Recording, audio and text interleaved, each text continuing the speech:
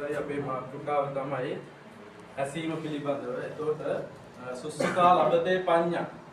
ඇසීම තමයි අපිට මේ ප්‍රඥාව කියන කාරණාව ගෙනල්ලා දෙන්නේ. පැහැදිලි ඇති කියලා මම හිතනවා. ඇසීම තුලින් තමයි පුද්ගලයෙක් වෙනස් වෙන්නේ. ඔක මේ සරලව කිව්වොත් හරියට මේ වගේ දෙයක් අපේ සර් ඉන්නවා. සර් රැවෙද්දි නෝනට කියනවා බත්තු වෙන වෙලාවේ පපඩමක් බැදලා මේ මිරිස් කරලුත් බදින්න කියලා. එතකොට ඒ බඩ පිරෙන්න නෙමෙයි. අර පපඩමේ සද්දට මේ ඛණ්ඩ. එතකොට එයාගේ බඩ පිරෙනවා. ඒක තමයි ඇසීම කියන්නේ.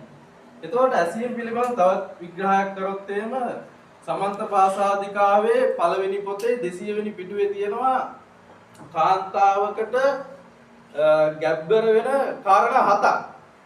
කාරණා හතක් තියෙනවා. ඒ හතේ එකක් තියෙනවා ශ්‍රවණයෙන් කාන්තාවක් ගැබ්බර වෙනවා කියලා.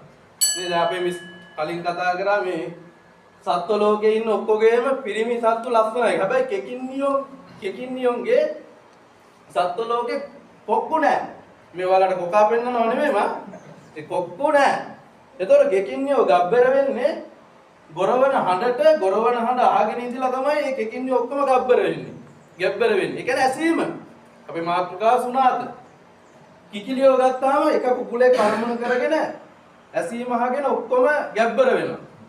එළදෙන්නු ඉන්නේ එක ගොනෙක්ගේ හඬ අහලා ඒ වැස්සිය ඔක්කොම ගැබ්බර වෙනවා.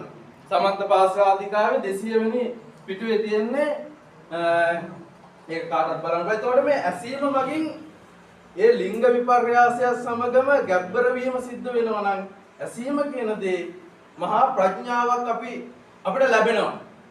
ඒ කියන්නේ ප්‍රඥාව ලැබෙන්නේ ඇසීම තුලින්ම තමයි.